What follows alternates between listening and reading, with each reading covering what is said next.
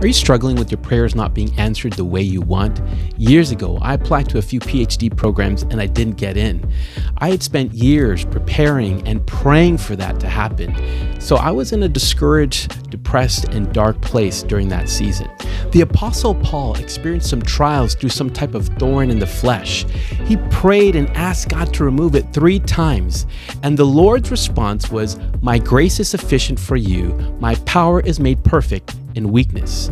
The great Apostle Paul didn't get his prayers answered the way he wanted, which tells me that it doesn't matter how godly we may be, we still may not get our prayers answered the way we want. There are a variety of reasons God may answer our prayers the way he does. For Paul's season, it was to keep him humble. Though I eventually did get into a PhD program years later, God taught me things about prayer, fasting, and humility that I really needed to learn during that season of rejection.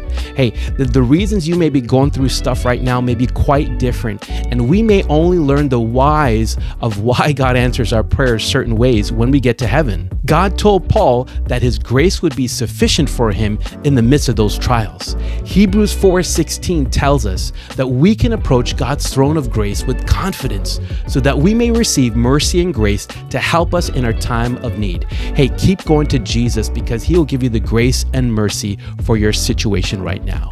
God bless and much love.